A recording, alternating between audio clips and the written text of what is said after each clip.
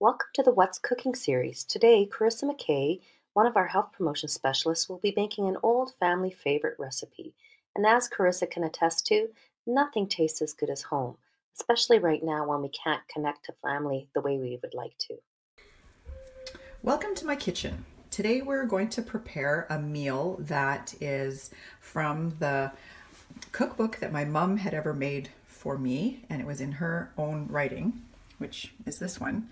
And the recipe is Biefstuk Hong Kong, which we're not actually using beef for, we are using moose. So I guess we could call it Moostuk Hong Kong. I'm not exactly sure why it's called that.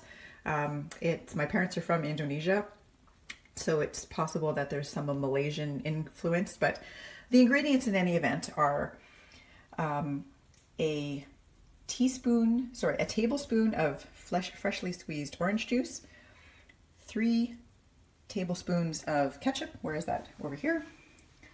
2.5 tablespoons of creamy peanut butter, a medium chopped onion. I put 1.5 cans of mushrooms. One of them is drained and one of them isn't because we need to have some juice in the power pressure cooker or Instant Pot or whatever that you have. This is a moose roast cut into sort of small cube-like pieces. And then we also have 3 tablespoons of creamer milk. We just had 2% in the house. And this is 2 tablespoons of thick, sweet soy sauce. If you don't happen to have thick, sweet soy sauce, that's okay. Just use probably a little bit less, 1.5 tablespoons of regular soy sauce, and add 2 teaspoons-ish of sugar. And then you're just gonna taste it. So I can't really describe the flavor, but you'll know if you need to add more sugar.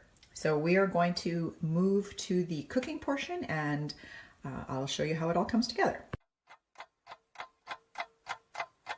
I'm not sure how your guys' pots work, so I just put mine on the chicken meat function. Actually, first I have to turn it off, then I put it on chicken meat function because it heats up the pot and I can actually just fry the meat up in there. So I'm just putting just a little zhuzh of whatever kind of oil that you have. We happen to have olive oil in the kitchen. We'll let that heat up a little bit. And I always like to start with the onions because I don't like the flavor of raw onions, even though it's going to sit and cook under pressure for a while. It's just nice to get a little bit of a sizzle on those. Should be hearing something. We also don't normally have this large plant in the kitchen, but it tipped over at the office and it's waiting to be repotted and it's leaning up against the bar. So we kind of have this nice tropical thing going on with our Swiss cheese plant in the background. You can hit stop.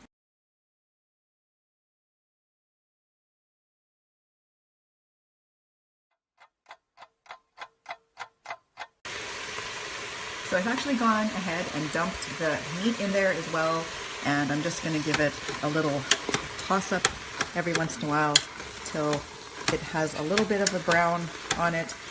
And once it looks like things are cooking, then I will go ahead and add the rest of the ingredients, and then I put the lid on it, and the rest is the magic of this cooker pot thing.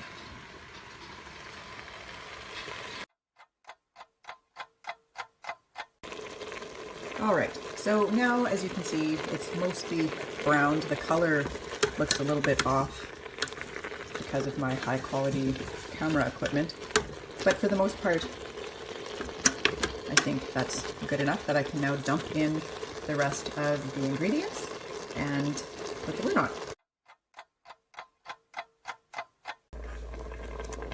All right, so now I've gone ahead and dumped in the ketchup, the peanut butter, the soy sauce, the mushrooms, and in the middle, though you can't see it anymore, is the cream. And if I said orange juice, I meant lemon. I meant it was 2 tablespoons of lemon juice, not orange juice.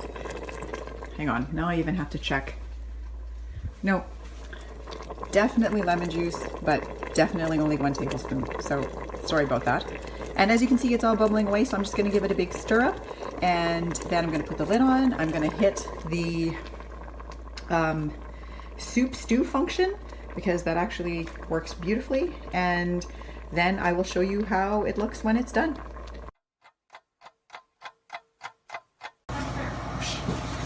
So I had to turn the fan on, and the kids and my husband, well, there's only one kid and one dog and a husband, so I guess that's all the kids. Anyway, they're playing with the Angry Bird, so apologize for the background noise, but I actually decided to put it on the meat function instead because it just will for sure make sure that that meat is extra nice and tender. So here's what it looks like all done. We've just served it over some white rice, which could also be brown rice, but we didn't want to have brown rice today, and we just happened to be serving it with a side of peas and a lovely glass of milk. And my videographer can't wait to dig in, so Daphne, why don't you have a bite and tell us how it tastes? Well, of the meat. I'm eating both. It's Oh, delicious. we're getting a thumbs up. So there you go. Go ahead and try that out if you're a bit adventurous. And as we say in Dutch, eet smakelijk. Did you notice that Carissa's plate looks like this balanced plate that many dietitians would recommend? Thanks for tuning in, and maybe give this recipe a try, or one of those old family favorites that make you happy.